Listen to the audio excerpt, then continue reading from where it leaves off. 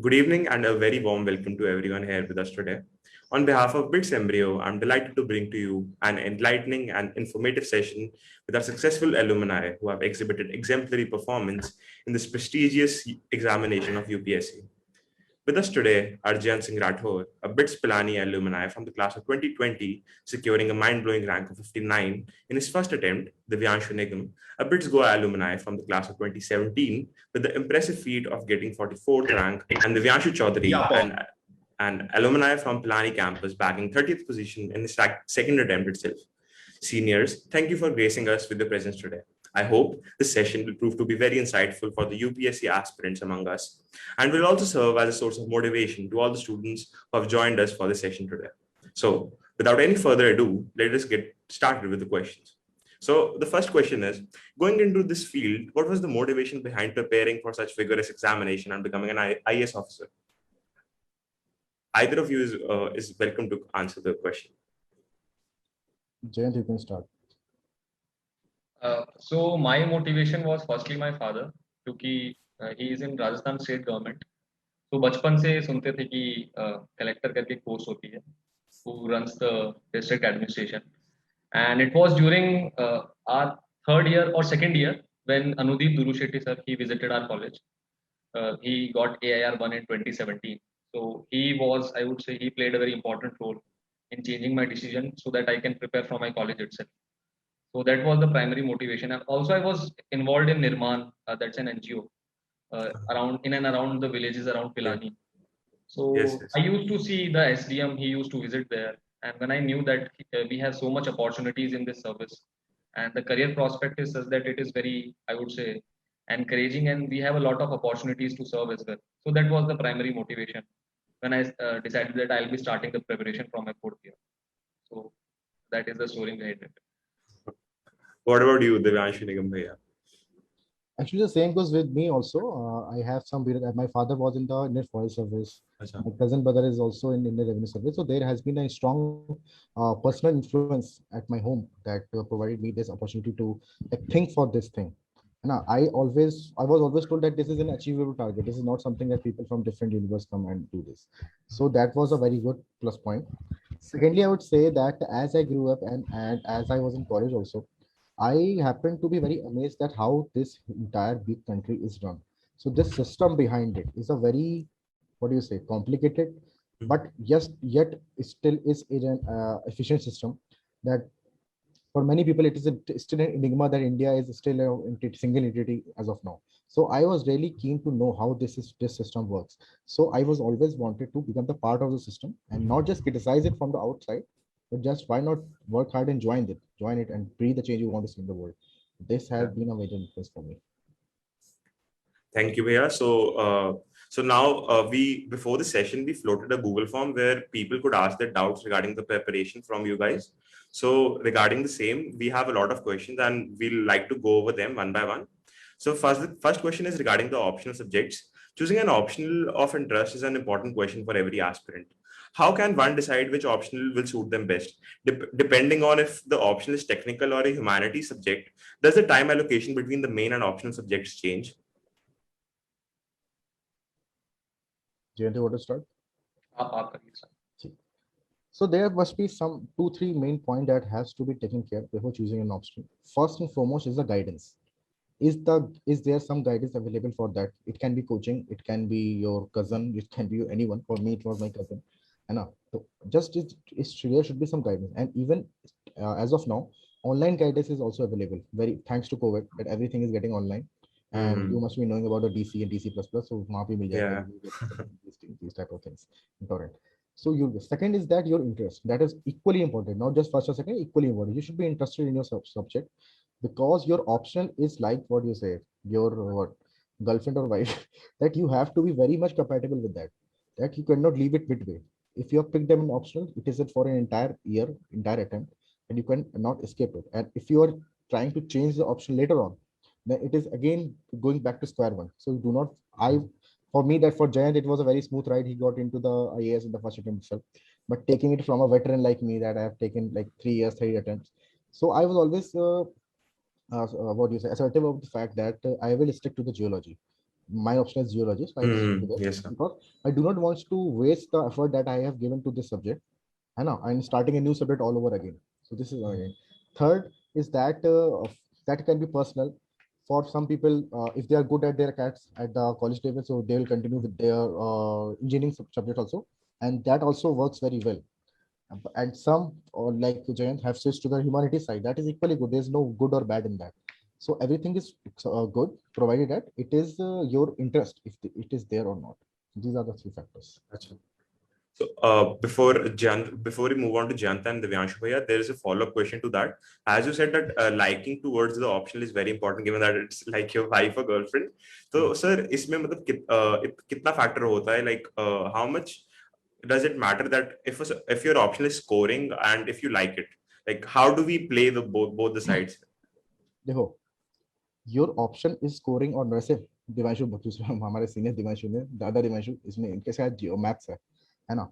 Maths is a very scoring option, but it requires a lot of effort. So just by seeing the marks of, for example, Karan Kataria sir, he got 361. You cannot just go and choose it. If you're not interested in this, then you definitely will fail, because in maths we also see a score of 200 also. It's not just everybody gets 300 plus. Even in anthropology also, Jayant took it as an influence from Anudeep Bhaiya. But I think he's also interested in that, just because of mere influence that cannot make you survive. Because right now, infatuation say wife nahi banti na. Infatuation, the other people give you infatuation that this is a very good thing. This is. So you do not have to. For example, taking from my example, geology is not a very it's not a bilkul people hardly anybody takes geology. I think in top 100 150 rank there's only me and I think पिछले बहुत सालों में there have been very low successful people from geology, but I still like the subject, so I stick to this, because if you keep flicking at the later stage, for example, a one effort, then it will be like worth wasteful effort, you know. So this is very important, your interest and the success ratio or marks, but that comes second. Your interest comes first.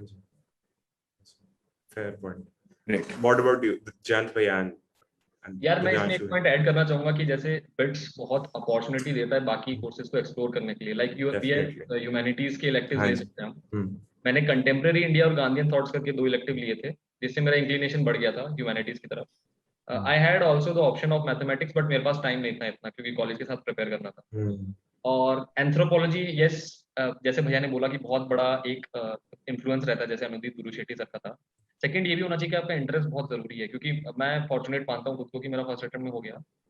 आपको 2-3 साल तक उसको अगर sustain करके रखना है. For example, I have a friend जिसने anthropology से मैथमेटिक्स में स्विच किया है और वो दे रहा 20 बार अटेम्प्ट.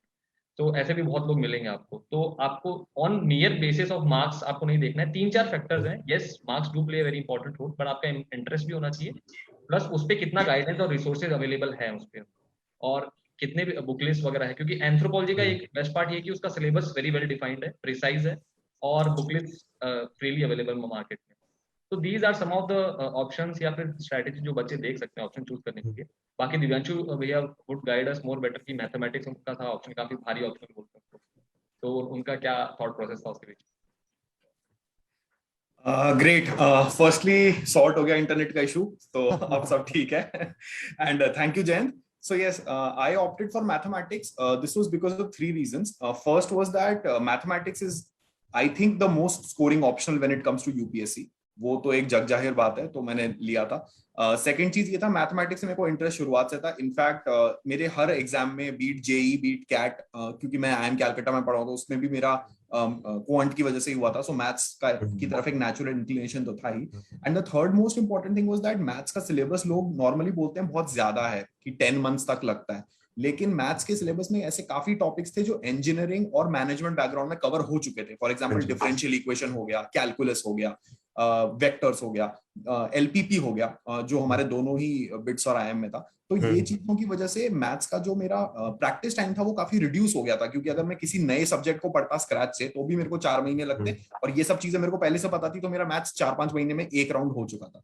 सो आई थिंक अगर आप मैथ्स में प्रैक्टिस करोगे और जो कोचिंग के नोट्स हैं और जो बुक रिसोर्सेज हैं उसको आप ढंग से अगर आप फॉलो करते रहोगे, तो I think it's a very good scoring option.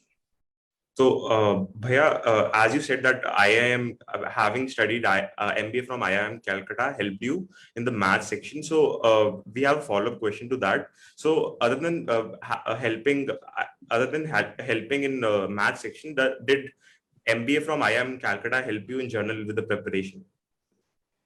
Man, I would like to seriously thank my alma mater IIM Calcutta because this year I scored a score of 206 in the interview, and this was this was a massive jump from last year, which was only 146 marks. So 60 marks मेरे इसी वाले increase हुए, and I remember the last question that Smita Nagaraj ma'am, who was my chairperson, asked me was related to management only. I think I was able to answer it well. So definitely management background आपको answer writing में help करता है, आपको interview में help करता है आपकी personality building के लिए. सिमिलरली आपको एक अप्रोच देता है हर आंसर के लिए. ऐसे लिखने के लिए भी जो पेस्टल अप्रोच जिसकी हम काफी बात करते हैं, वो मैंने ऑलरेडी आईएम के आंसर्स में काफी यूज किया था. तो ये सब चीजों की वजह से आई थिंक मुझे काफी हेल्प मिला UPSC preparation. Thank you, Bhaiya. So the next question is, what resources should an aspirant utilize? Books, previous year papers, lectures, coaching material, newspapers, magazines. There's a lot of content and a lot of content that that an aspirant could consume and could go wrong. So which of them proves to be most effective in the long run, in your opinion? See I think यार coaching का कोई dearth तो है नहीं material का when it comes to UPSC, but आजकल internet पे क्योंकि सब सोर्सेज अवेलेबल है, तो मेरा ये फंडा रहता था पर्टिकुलरली करंट अफेयर्स के लिए. तो जो भी वेबसाइट्स हैं जो डेली करंट अफेयर्स अपलोड करते थे, मैं उनके नोट्स बना लेता था. तो वो प्रीलिम्स में भी हेल्प होता था और मेंस में भी. और स्टैटिक के लिए तो आई थिंक रिसोर्सेज सबके फिक्स हैं, वो तो सबको पता ही है. उसके अलावा करंट अफेयर्स मैगजीन्स में रेफर करता था विजन आईएस की, क्योंकि वो सब लोग रेफर करते हैं, तो उससे मेरा करंट अफेयर्स और बिल्डअप होता था. ब्रॉडली मेरे यही रिसोर्सेज रहे. Just Google anything and write UPSC in front of it. तुमको enough material मिल जाएगा कुछ. Exactly. Anything that you would like to add, Jayant here?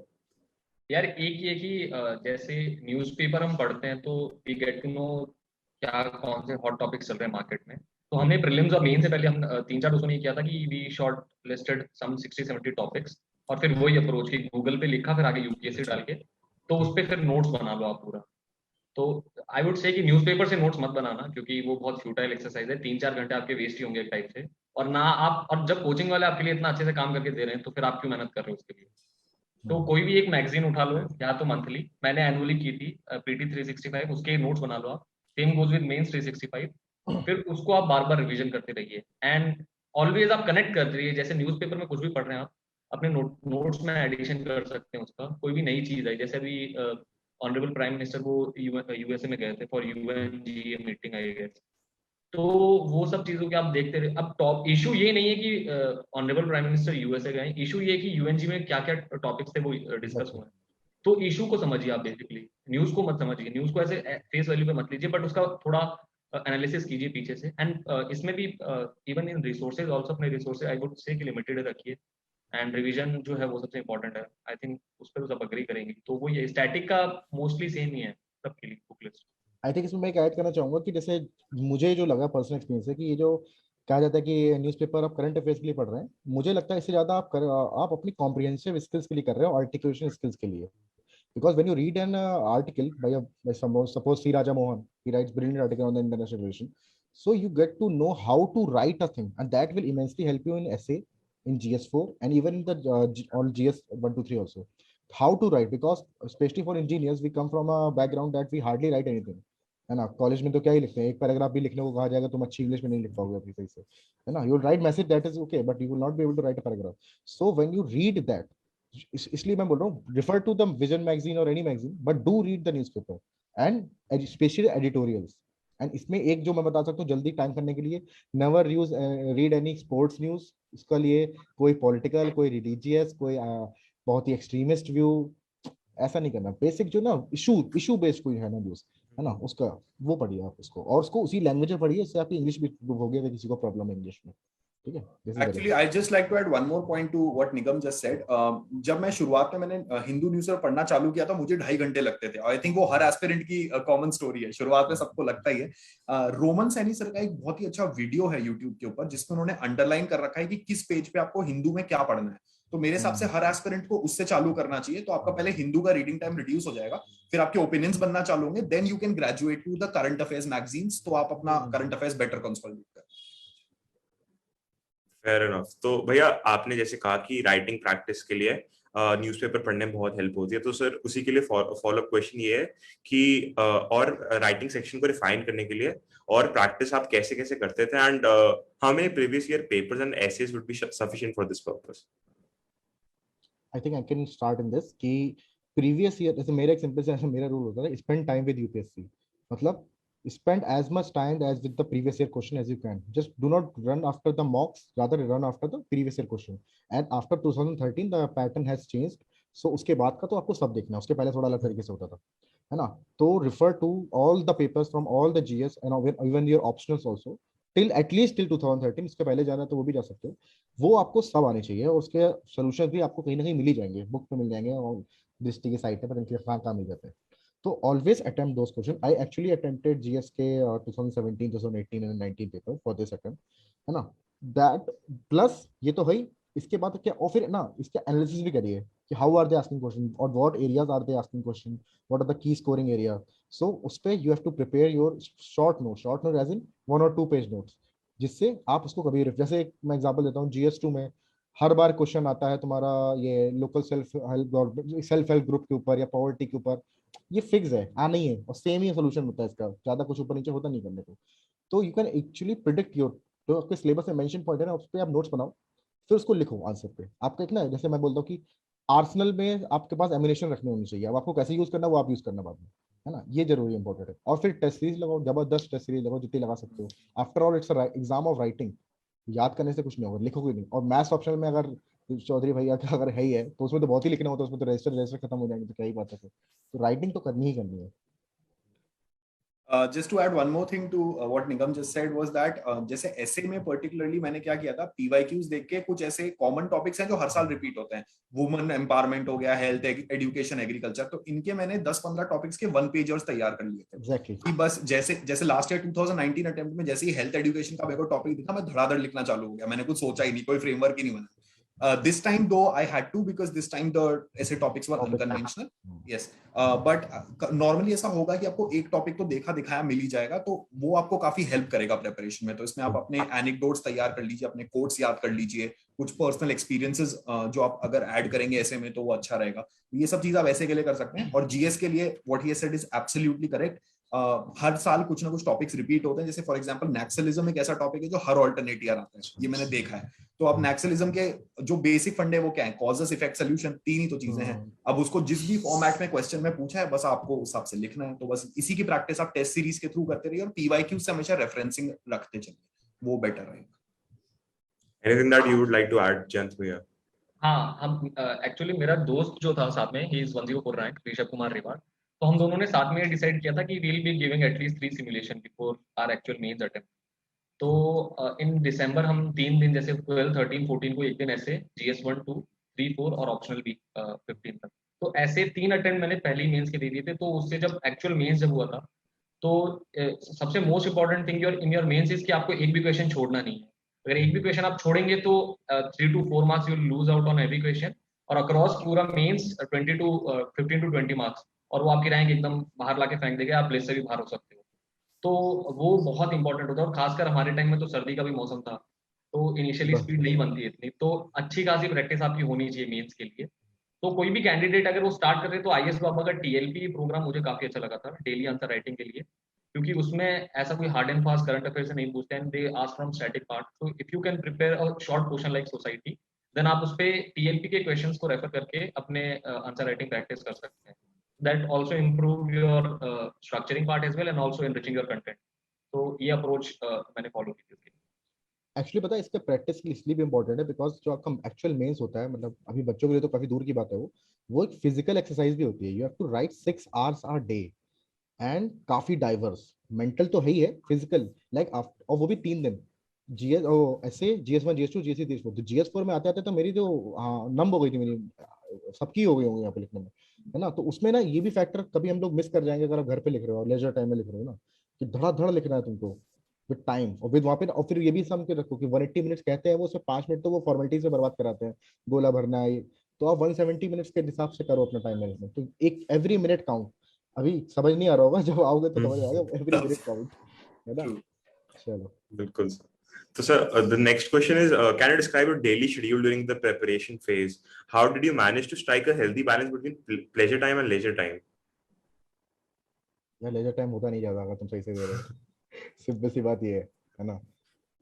देखो, I am not saying that you just lock yourself and ये, but you can not categorise कि मेरा leisure time, leisure time is the time when you stop grasping what you are reading, है ना। अब पढ़ के समझ ही नहीं आ रहा है, you can not even grasp what is the simple English, इसका क्या मतलब, कॉम्प्रिहेंड ही नहीं कर पा रहे उस चीज को, तो जस्ट लीव इट, उस समय से छोड़ दो। On an average, like for me what I did, that in a regular days, so you need to study for 8 to 9 hours on a consistent basis, that is very important। एक दिन 15 घंटे पढ़ेगा, 2 दिन नहीं पढ़ा, वो नहीं, गलत है। कंसिस्टेंट डेली बेसिस पे करिए। फिर जब मेंस आएगा, after after qualify prelim, then तो आप जितना पढ़ लो उतना कम।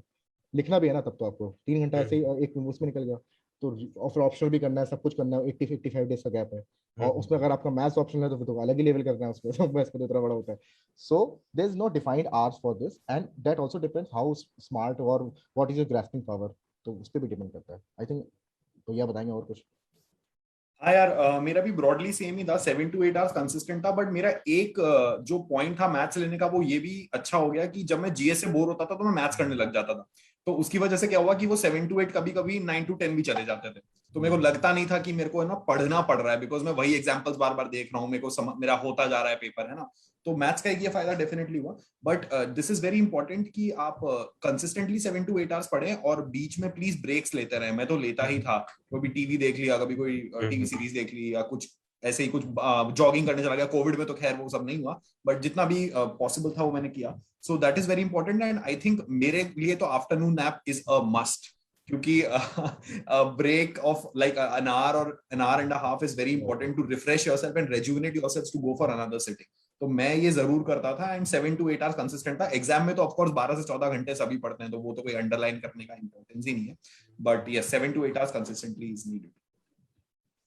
एक पॉइंट ऐड कर देता हूँ इसमें। ऐसे शेड्यूल मेरा भी मोर और लेस सेम ही था, 7 to 8 hour before prelims and after prelims 10 to 12 hours.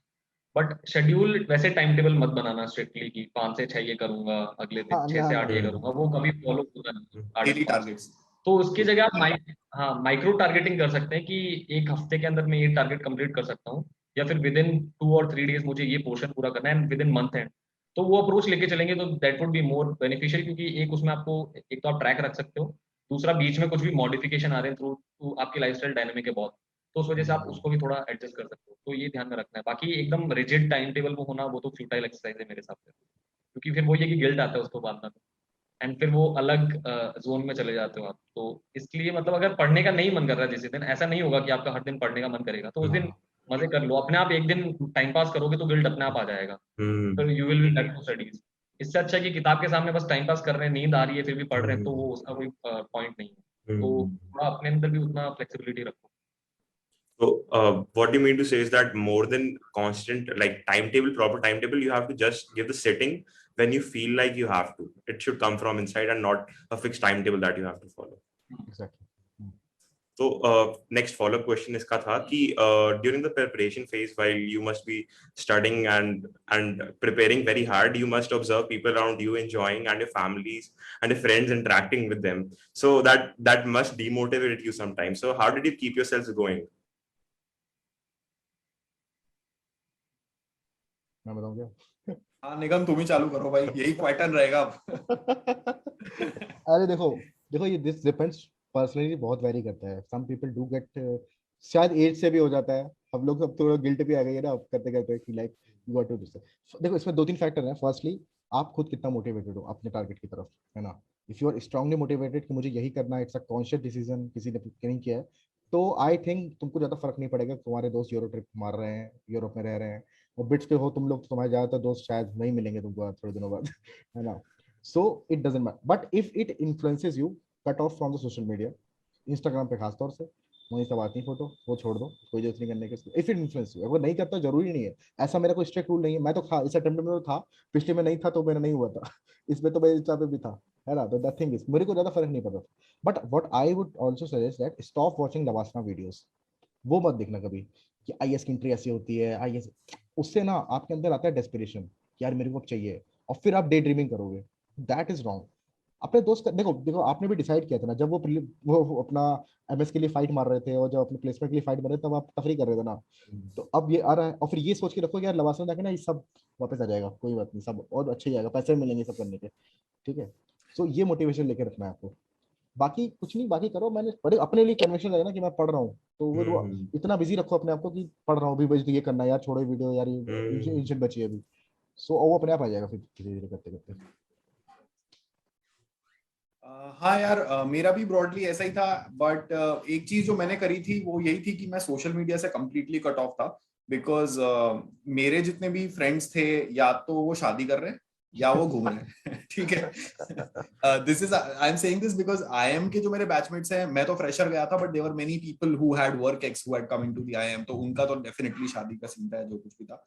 तो मैंने सोशल मीडिया काट दिया था, मैं टच में सिर्फ 2-3 दोस्तों से ही था जो मेरे काफी क्लोज फ्रेंड्स थे, and I also attribute my success to them as well. And apart from that, yes I used to watch motivational videos also, कभी कभी बीच में जब ऐसा डाउन लगता था या कोट्स गूगल करता था, क्योंकि मुझे लगता है वो सब इंट्रिंसिक मोटिवेशन का ही एक पार्ट है जो आपको इस एग्जाम में सक्सीड कराए। तो यही मेरा सबसे बड़ा मोटिवेशन था। और जैसे निगम ने कहा कि हाँ लवासना वीडियोस, वो मैंने अभी देखना चालू किया है after I have got through, पहले तो मैंने भी नहीं देखे थे। सो आई थिंक या that's a very good thing कि आप अगर डेस्परेशन लाएंगे तो ये एग्जाम नहीं निकलेगा। So please be consistent and just stay patient. Chand भैया, anything हाँ, that मैं you एक would like point to? Add, देखो मोटिवेशन दो तरीके के होते हैं। एक तो होगा इंटरनल मोटिवेशन, कि मैं जब भी थोड़ा डाउन फील करता था तो ये सोचता था कि why I am preparing for this service, या फिर थोड़ा ऐसे ही सोच लिया कि इन अगर मैं सर्विस में होऊंगा तो मैं ये करूंगा, तो वो थॉट ही निकल जाता है अपने आप से। दूसरा कि रिजल्ट्स का मैंने एक पॉइंट ऑफ टाइम के बाद सोचना छोड़ दिया था। मैंने सोचा था अभी पढ़ते हैं, बाकी देखा जाएगा क्या होगा मेंस या बिल्कुल। इंटरव्यू का।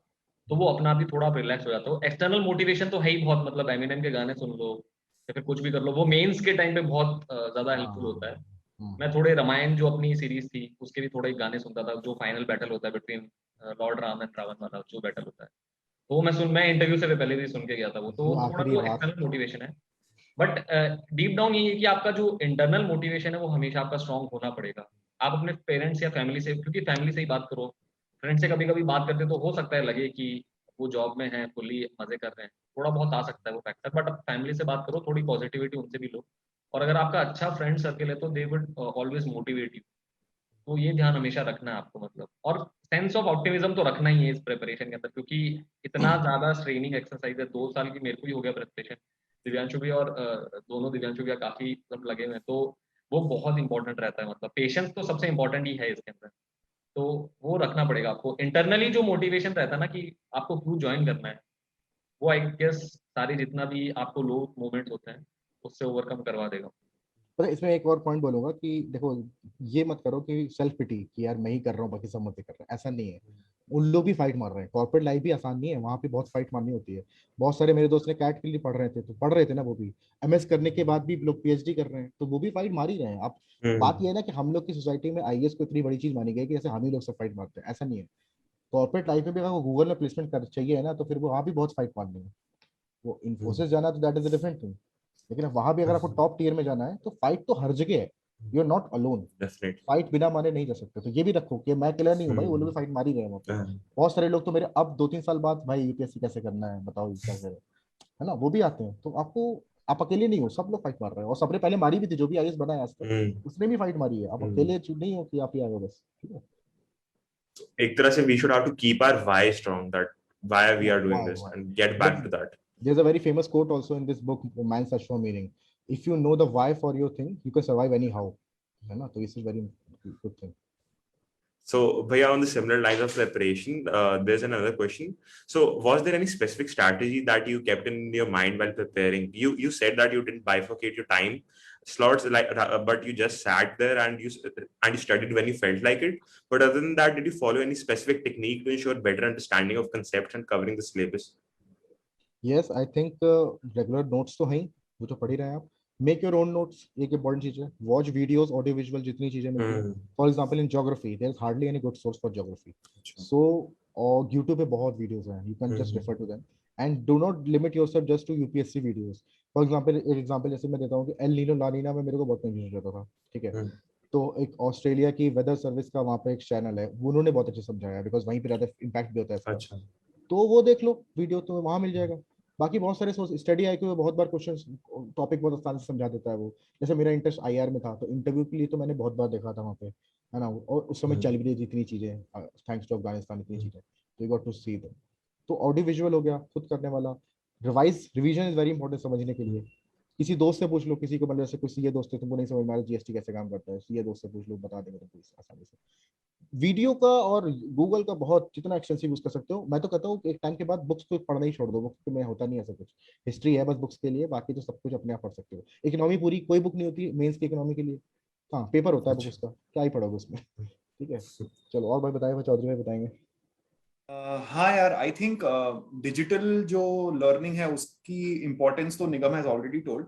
मैं इसमें 2-3 पॉइंट्स ऐड करना चाहूंगा जो मैंने अपनी स्ट्रैटेजी से मतलब काफी पर्टिकुलर रखे थे। पहली चीज ये था, मैंने अपने रिसोर्सेज काफी कंस्ट्रेंट रखे थे, क्योंकि मेरे को पता था कि मैं ज्यादा पढ़ाई नहीं करूंगा, मैं बस उन्हीं रिसोर्सेज को बार बार रिवाइज करूंगा। स्पेसिफिकली स्टैटिक के लिए तो ये बहुत ज्यादा इंपॉर्टेंट है, क्योंकि स्टैटिक के जो क्वेश्चंस है वो आप प्रीलिम्स और मेंस में गलत करना अफोर्ड नहीं कर सकते, क्योंकि वो शॉर्ट शॉर्ट मार्क्स है। करंट अफेयर्स में तो फिर भी गलतियां होती है, क्योंकि वो क्वेश्चंस आपने नॉर्मली नहीं देखे होते। तो पहली चीज ये थी। दूसरी चीज ये थी कि जब मैं अपना फर्स्ट अटेम्प्ट दे रहा था, तो आई वाज वेरी एक्साइटेड कि यार ये मेरा पहला प्रीलिम्स है, और सब लोग बोलते थे कि यार प्रीलिम्स ही सबसे स्कैरियस्ट स्टेज है, जो अब आफ्टर कंप्लीटिंग दिस जर्नी मैं मानता हूं कि it is the scariest stage in this exam. अभी तो हमारा मैंने सिलेक्शन नहीं होगा अगली बार prelims के लिए। एग्जैक्टली तो मैंने करीब 80 to 100 मॉक पेपर्स अटेंड किए थे फर्स्ट अटेम्प्ट में। मेरे 4-5 इंस्टीट्यूट्स के 20-20 25-25 पेपर लगा लिए थे कि मैं सब पढ़ जाऊंगा, बस मेरे ही जो मैंने पढ़ा है उसी में से ही पेपर आएगा। पर जब मैं पेपर दे के आया, तब मुझे रियलाइज हुआ कि यार ये गेम नॉलेज का है ही नहीं, क्योंकि क्वेश्चंस बाहर से ही आएंगे। और मेरा score I remember was 110, cut off 98 था, तो I was not very much far from it, but I did okay. तब मुझे रियलाइज हुआ कि यार प्रीलिम्स में गेम एलिमिनेशन का है, जो सबसे इंपॉर्टेंट है। और ये मैंने अपने सेकंड अटेम्प्ट में यूज किया। सेकंड अटेम्प्ट में मैंने क्या किया था कि मैंने 40 to 50 पेपर्स ही सॉल्व किए थे, बट मैंने एलिमिनेशन पे बहुत ज्यादा फोकस किया, जिसकी वजह से जो मेरा एक्सपेक्टेड स्कोर था वो 15 मार्क्स मोर था देन द फर्स्ट अटेम्प्ट। अभी मेरे को ये तो नहीं मालूम कि मेरा एग्जैक्ट स्कोर कितना है, क्योंकि मेरा आईफॉस भी क्लियर हुआ था, so the scores are not out yet, but I am hoping that 15 marks मेरे को ज्यादा मिले होंगे उससे। तो ये चीज मेरे को बहुत हेल्प करी।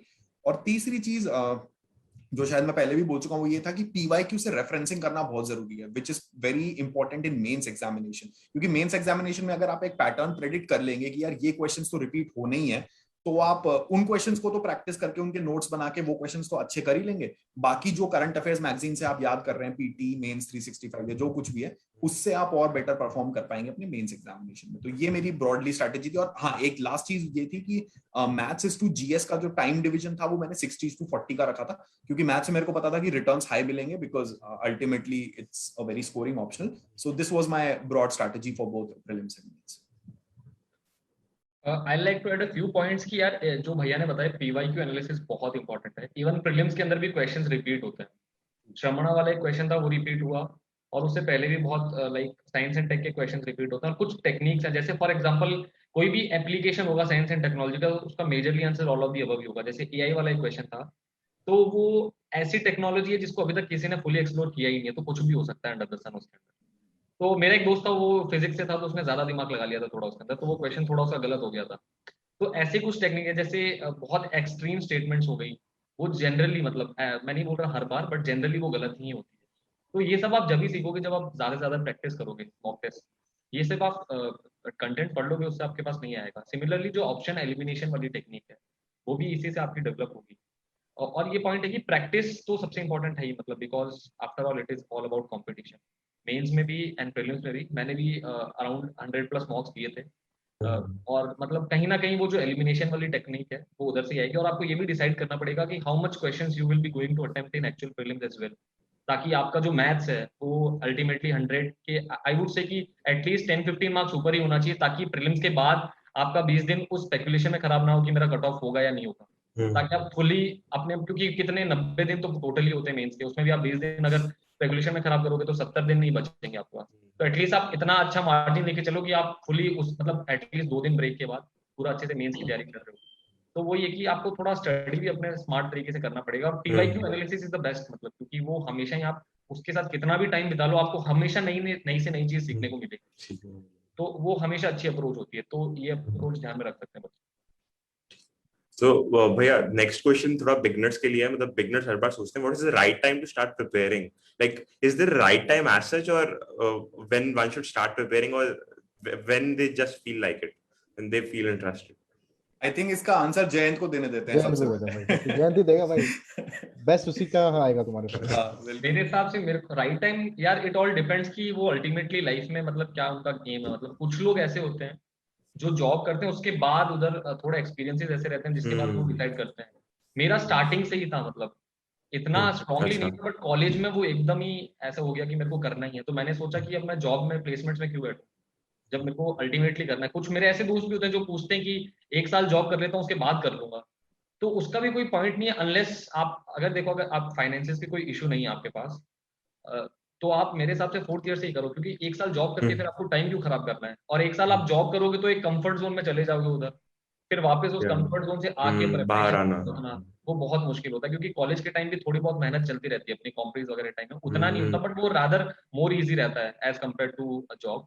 अगर आप कुछ लोग ऐसे होते हैं जिनके पास फाइनेंशियल का इशू है, तो वो जॉब के साथ भी कर सकते हैं प्रिपेयर। जैसे लाइक भावेश मिश्रा सर है, उन्होंने 2016 में फर्स्ट अटेम्प्ट में with job he got around 52nd कुछ रैंक था 58, रैंक 58। उसका।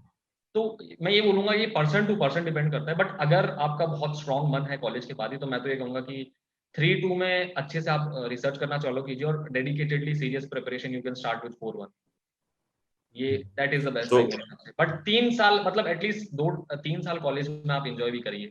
ऐसा नहीं है कि फर्स्ट ईयर में आए जब इसे चालू कर दिया एकदम, उसका कोई पॉइंट नहीं है। 4 साल लंबा आपका रिटेन भी नहीं हो पाएगा वो। 2-3 साल आप फेस्ट वगैरह में, क्योंकि वो भी उनसे भी बहुत चीजें सीखने को मिलती है ultimately, be it personality personality test या मेंस। बिल्कुल। तो 3rd ईयर और 3-1 के बाद से वैसे भी मोस्ट ऑफ द बच्चे वैसे भी सीरियस हो जाते हैं हम्म, इंटर्नशिप या प्लेसमेंट्स के लिए। तो आप भी एक थॉट दे सकते हो कि अगर I have to pursue civil services, तो जैसे फॉर एग्जांपल मेरे केस में हम 3-2 में हमने दिल्ली का एक विजिट लगा के आए थे, ORM का थोड़ा फील लेने के लिए क्या माहौल रहता है, क्योंकि बिट्स में रह के पता ही नहीं चलता मतलब।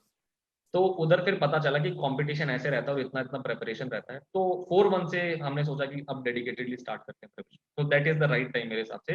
एंड ऑल्सो अगर 4-1 में स्टार्ट करना है, तो जो लोग सेकेंड ईयर में हैं वो पहले से अपने क्रेडिट्स ऐसे मैनेज कर लेना, ताकि उनको 4-1 में एक ही यूएल करना पड़े या एक ही लाइट हो। टेस्ट।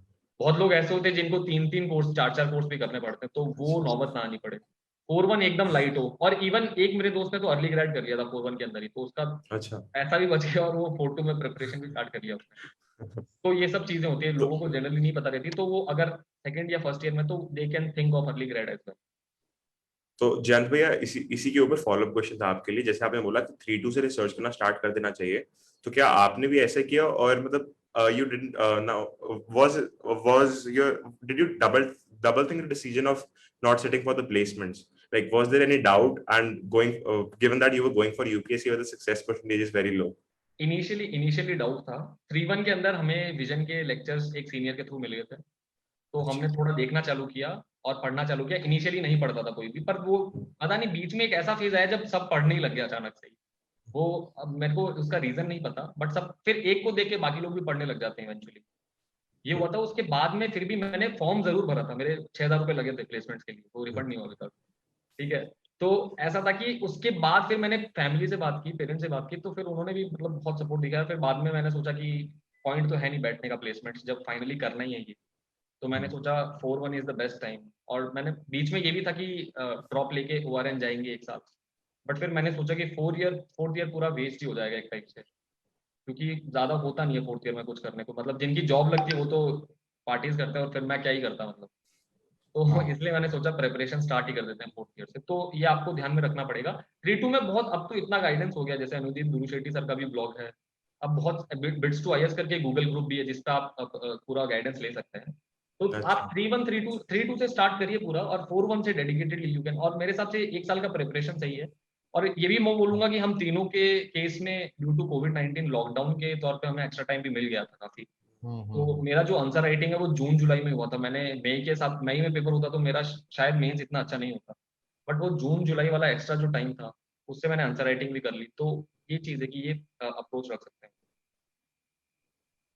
तो दिव्यांशु भैया और दोनों दिव्यांशु भैया आपके कुछ डिफरेंट जयंत का थॉट्स इस परफेक्ट पर? एग्जाम्पल है, आपदा को अवसर में बदलें। यही है। इसका देखो, मेरा ये बिल्कुल सिंपल से एक लाइन का स्टेटमेंट है इसमें, ये कि whenever you are ready. अब दैट कैन वेरी। हमारे यहाँ 3 लोग हैं आज बैठे हैं, तीनों को अलग अलग टाइमलाइन थी, और तीनों ही आज आईएएस में आ रहे हैं। ठीक है, तो whenever you are ready. Chaudhary भैया का क्या हुआ, उनको आईएम करना था पहले, उसके बाद उनको लगा कि ये करते हैं, ठीक है, दैट इज वेरी गुड।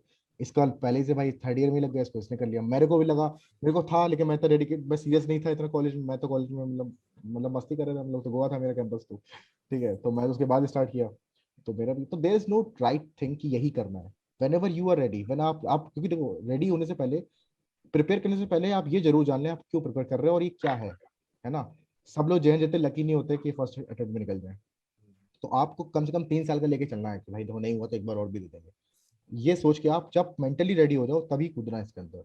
अब वो तुम क्या पता 12th के बाद ही हो जाओ रेडी, तो बहुत ही बढ़िया। तो फिर यहाँ आओ ही मत। You can go to BA history और बीए पॉलिटिकल साइंस करो, और वही ऑप्शन लो, बढ़िया टीएन तभी बन के आओ। ठीक है, तो वो भी कर सकते हो। तो whenever you are ready, there is no timeline. भाई दिमागी भाई बताइए आप। हाँ यार, बिल्कुल सही बात है। एक्चुअली मेरा सीन तो ये था कि मेरा जब कैट क्लियर हो गया था तो आई थॉट, तब भी मैं सोच रहा था कि यार यूपीएससी के लिए जाऊं, क्योंकि मेरा थोड़ा एनएसएस से एक्सपीरियंस ऐसा था कि मेरे को काफी सेटिस्फैक्शन मिला था उससे जब मैं बिट्स पिलानी में था। तो आई वाज ऑलवेज थिंकिंग कि क्या करना चाहिए, but then I was like यार चलो कैट में हो गया है, एंड मैनेजमेंट मुझे ना केवल एक अच्छा, अगर मैं आगे सिविल सर्विसेज परस्यू करूंगा तो मेरे को एक अच्छा बैकअप भी देगा, एट द सेम टाइम मुझे ऐसी स्किल्स भी देगा जो एडमिनिस्ट्रेशन में यूज भी आएंगी। चाहे मैं एडमिनिस्ट्रेशन में जाऊं या ना जाऊं, कॉर्पोरेट जॉब में भी वो स्किल्स तो यूज आती हैं। तो मेरा वो प्लान था कि एमबीए को मैं एज अ स्टेप देख रहा था कि हाँ बैकअप तो रहेगा ही रहेगा, एट द सेम टाइम अगर यही मेरा फाइनल करियर भी हुआ तो भी मैं बहुत अच्छा ही कर दूंगा। But after working in HSBC for a year I realized कि यार वो जॉब सेटिस्फैक्शन वाला पार्टी है जो शायद मेरी जिंदगी के नेक्स्ट जितने भी 33-34 साल बचे हैं मेरे प्रोफेशनल करियर के, वही ड्राइव करेगा मेरे को। तो that's when I decided to quit my job and I started preparing for civil services. Opportunity cost बहुत ज्यादा था क्योंकि जॉब अच्छा पैसा दे रहा था लेकिन देन ठीक है यार, मतलब वो बैकअप हो चुका था तो वो सही था। लेकिन इसमें I would really like to applaud Jayant courage, क्योंकि मतलब यार ये क्योंकि सब लोग जब प्लेस हो रहे होते हैं कैंपस में, और it's a very different feeling जब आप लाइब्रेरी में अकेले बैठ के पढ़ रहे हो, वो भी इतने बड़े एग्जाम के लिए जिसकी प्रोबेबिलिटी क्लियर होना इतनी ज्यादा कम है। तो I think really kudos to him, and yes, there is no particular time to start for this, but whenever you feel like you should do it. तो थैंक यू भैया। तो एक क्वेश्चन इंटरव्यू राउंड के बारे में भी था। So apart from studies, what is the importance of having extra curricular skills like a goal oriented attitude and mindset in order to excel in interview round? ऐसा कुछ डिफरेंट, कुछ मतलब अगर हो तो। वो इसमें मैं बोलता हूँ कि that depends a lot on your डैफ। आपका डैफ कितना स्ट्रांग है। जैसे चौधरी भैया का क्या है कि उनका आईएम का भी एक्सपीरियंस है, जॉब भी एक्सपीरियंस है, तो इनका इतना ज्यादा करंट वो एक्स्ट्रा करिकुलर पे जाएगा नहीं, वो इसी पे बात कर लेंगे। बट जैसे जयंत का था, इसने अभी तक नो ऑफेंस कुछ किया ही नहीं जिंदगी में, कॉलेज तो किया है, तो वो ऑब्वियसली कॉलेज के बारे में पूछेंगे, अब कॉलेज में क्या किया है, दैट विल दे आस्क, है ना। मेरे में भी ये था, मेरा भी देखो जॉब जॉब एक्सपीरियंस था नहीं। अगर if you have the job experience तो इंटरव्यू बहुत बार होता है कि 50% इंटरव्यू आपका जॉब के अराउंड ही होता है कि जॉब क्या कर रहे हो, क्या से, है ना, उसके बाद हो जाती है। But if you are lacking that, इसलिए मैंने अपने डैफ में काफी हॉबीज और वो सब चीजें डाली थी, पोजिशन ऑफ लीडरशिप जितनी भी डाल सकते मैं डाली थी कि इस पे करो, और दे एक्चुअली पिक्ड आल्सो, थोड़े बात भी करी उसके अराउंड पे। जैसे मेरे तो 3-4 मिनट तो क्रिकेट के बारे में बात हुई थी, मैंने हॉबी में डाला था क्रिकेट के, वर्ल्ड चैंपियनशिप के बारे में बात हो रही है, ये सब। तो आपको वहाँ पे ना ऑर्डर देना होता है कंटेंट देने के लिए कि आप क्या है। अगर आपने डैफ खाली छोड़ दिया तो they will ask you random questions.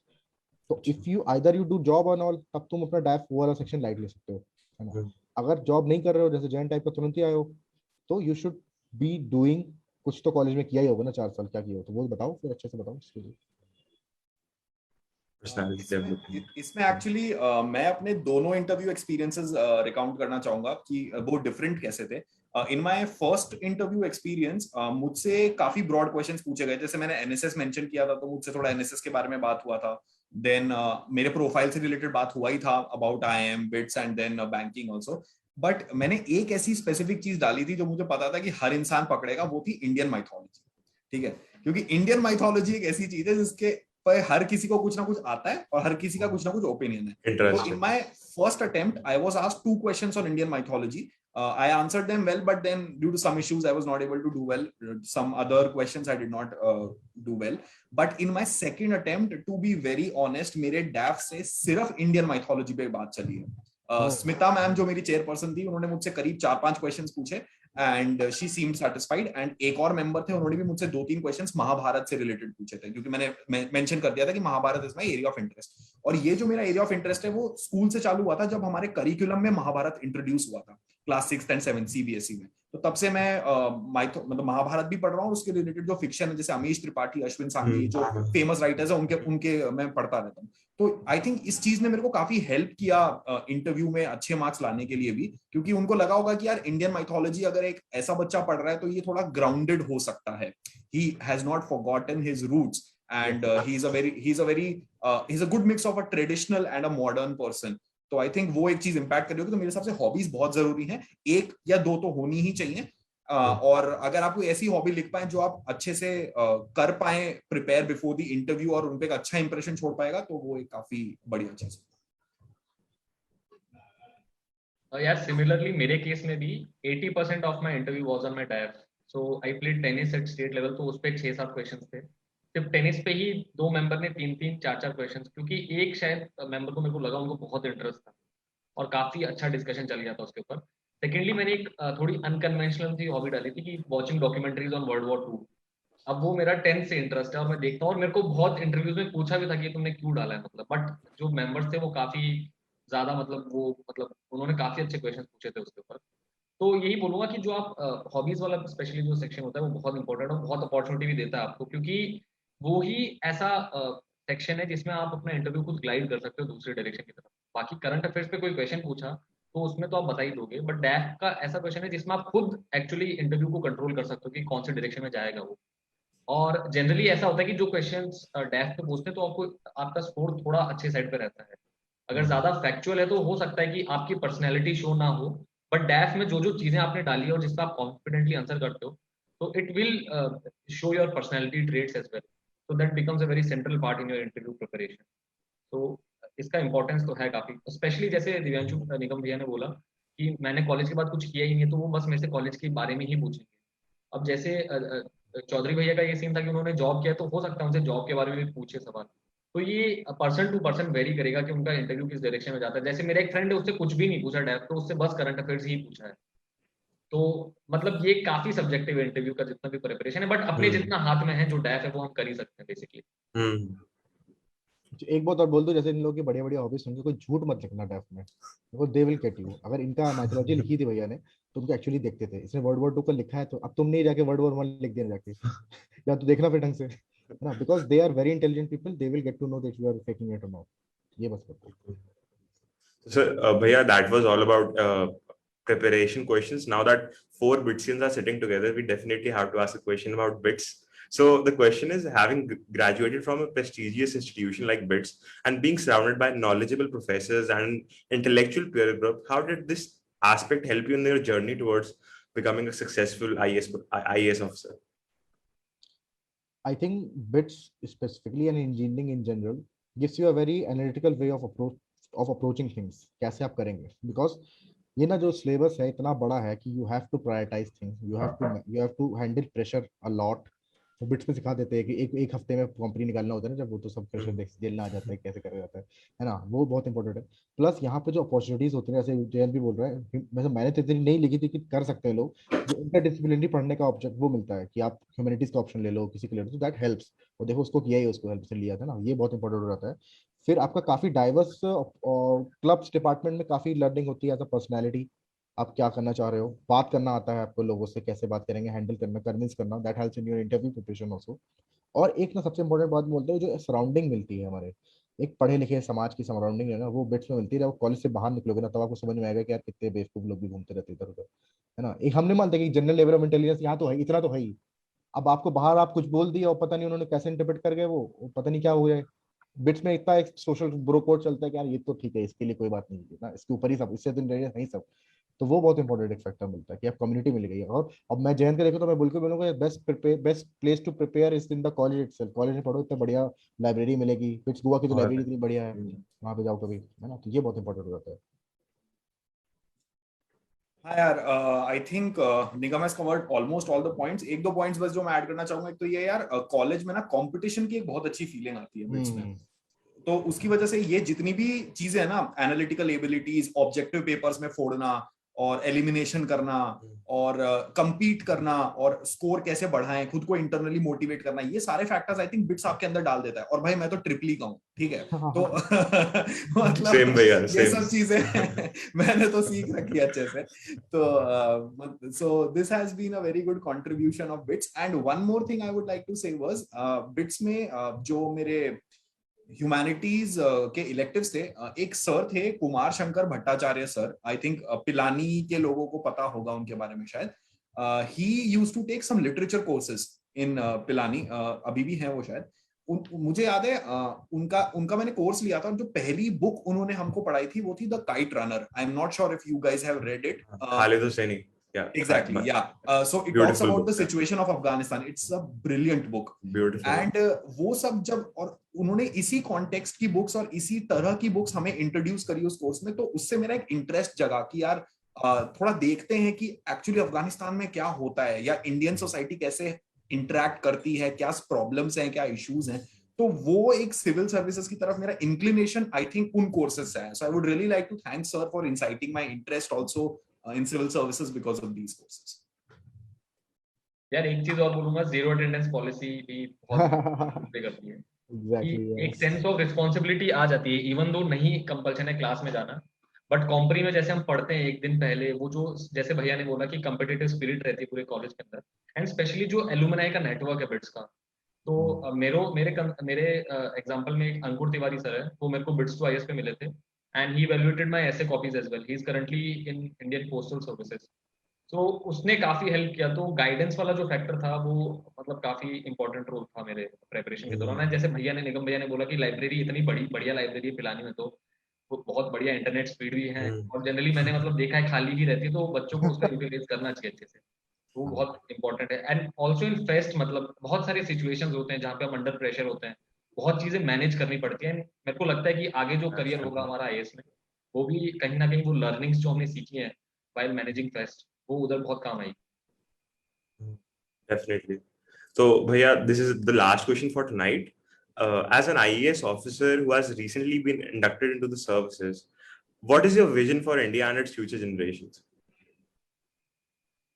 तो इंटरव्यू वाला क्वेश्चन पूछ लिया यार एकदम. यार देखो, my vision for India is a more tolerant India and a more equitable India. Like जो काफी मतलब वैसा सा आंसर है बोगलिंग टाइप का, बट जो इनइक्वालिटी इतनी बढ़े ना, be it at the social level और at the economic level, this has to reduce. And तो ये आमिर खान नहीं बनना चाहता, बट जो इंटॉलरेंस टाइप की चीज बन रही है आजकल, बहुत ज्यादा लोग ऑफेंड हो जाते हैं बहुत जल्दी. थोड़ा कॉमेडियंस का भी देखो क्या हो रहा है जैसे. तो ना एक जनरली मुझे लगता है कि सोसाइटी में एक थोड़ा सा क्या बोलते हैं फ्रस्ट्रेशन टाइप का आ रखा है, तो इसको रिड्यूस करने में बहुत है. बाकी इसके लिए आपको बहुत सारे हैं, जैसे कि आप वो जो स्पेसिफिक काम हो सकता है, जैसे बोले कि हेल्थ केयर इंप्रूव करना है, एजुकेशन, वो तो है ही, that are given. But in general एक बात है ना कि लोगों में सेंस ऑफ प्राइड आनी चाहिए बीइंग एन इंडियन, उस टाइप की तरफ कि आप अपने दोस्त को ब्रदरहुड की तरह देखो. हर लोग आपस में लड़ मारेंगे तो फिर कैसे आगे बढ़ेंगे, है ना. वो एक बात मैं चाहता हूँ किसी तरह मैं कर पाऊँ इस चीज को. कम होगा बिल्कुल, हम लोग साथ में करेंगे. और बिट्स और सिविल सर्विसेज क्या भाई, governance is a whole achieve, मतलब पूरा एक मैकेनिज्म है, उसमें सिविल सर्विस सर्वेंट्स हैं, पब्लिक है, आप सब लोग हैं, सब लोग साथ ही करेंगे. कोई 5 देखो सिविल सर्वेंट कितने हैं देश में, मुश्किल से मेरे ख्याल से 50 लाख होंगे सारे नीचे से ऊपर तक. 50 लाख तो पूरा देश तो नहीं चला सकते ना, आप सबको करना पड़ेगा. तो वही बहुत इंपॉर्टेंट है, सबके साथ करेंगे. हम बस थोड़ा फैसिलिटेटर बन सकते हैं, शायद हेल्प कर दें, वही है बस. मैं यार मैं भी बस दो ही पॉइंटर ऐड करना चाहूंगा. फर्स्ट इज दैट मैं डॉक्टर एपीजे अब्दुल कलाम का काफी एविड फॉलोअर हूँ, और उनका एक विजन 2020 है. जयंत और दिव्यांशु को तो पता ही होगा, मेंस में पढ़ना पड़ता है, ये सब चीजें ऐसे में लिखने में काफी काम आता है. तो उन्होंने काफी क्लियरली स्पेसिफाई किया था वो सेक्टर्स जिसमें I think India should be able to achieve a world super power status. तो आई थिंक एक तो मैं उससे बहुत ज्यादा अग्री करता हूँ. दूसरा पॉइंटर ये है यार कि as निगम राइटली मेंशन्ड, ये जो रिस्पॉन्सिबिलिटी है सोसाइटी को ऊपर ले जाने की, ये सिर्फ हम सिविल सर्वेंट्स की नहीं है. हर सिटीजन को ये मतलब रियलाइज होना जरूरी है कि अगर आपको एक ऐसा माहौल दिया है इंडियन सोसाइटी ने कि आप अच्छा खासा पढ़ाई किए हैं, आपका अच्छा खासा करियर है, you are doing well in your life, you have to give back to the society. काफी लोग बस यही सोचते हैं कि यार ठीक है, हमने अच्छा कर लिया, हमारा दिमाग अच्छा था, हम छोड़ दिए, हमारा काम हो गया। लेकिन आप प्लीज रियलाइज करिए कि जो आपका सबसे बड़ा लक रहा है वो एक्सीडेंट बाय बर्थ रहा है। You are privileged enough to be born into such a family जिससे आपको सारे रिसोर्सेज मिले, ऐसा देश मिला आपको जिससे आप काम कर पाए। अगर आप अभी अफगानिस्तान सीरिया में पैदा हो जाते तो आप नहीं कर पाते ये सब चीजें। तो आप प्लीज रियलाइज करिए कि आप एक इंडियन सोसाइटी में हैं जिसने आपको इतना मौके दिए आगे बढ़ने के, तो प्लीज सोसाइटी को वापस भी दीजिए। तो आई थिंक ये सेंस ऑफ रिस्पॉन्सिबिलिटी जिस दिन हमारे सारे सिटीजन रियलाइज कर लेंगे, we should be able to do very well in the future. Janvi, anything that you'd like to add? मेरा भी वही है कि एक तो कि हर बार इंसान को नहीं पता उनका ट्रू पोटेंशियल क्या है। वो it can be due to various reasons, be it lack of resources, be it lack of guidance. Specially मैंने अपने विलेज में देखा है, बहुत लोग पढ़ना चाहते हैं बट मतलब वो है कि उनको प्रॉपर गाइडेंस अवेलेबल नहीं है। तो अगर सिविल सर्वेंट बन के थोड़ा एजुकेशन के सेक्टर में, स्पेशली इन रूरल एजुकेशन, अगर मैं थोड़ा अपना कंट्रीब्यूट कर पाऊँ, एंड एज दोनों भैया ने जैसे मेंशन किया कि आपको बहुत प्राउड फील करना चाहिए ऑफ बीइंग इंडियन, और आपकी responsibility is not just limited to yourself as well, but आपको सराउंडिंग्स में भी जितना हो सके, specially during Covid times as well, it was shown कि लोग कैसे पूरे देश के लिए आगे आ रहे थे। वैसे ही हर भारतीय को ये एटलीस्ट रियलाइज होना चाहिए कि हम पूरे एक देश के लिए काम कर रहे हैं। तो we are always a nation in making, ठीक है। तो वो हमें ध्यान रखना पड़ेगा कि हम कैसे और बेस्ट की तरफ बढ़ सकते हैं।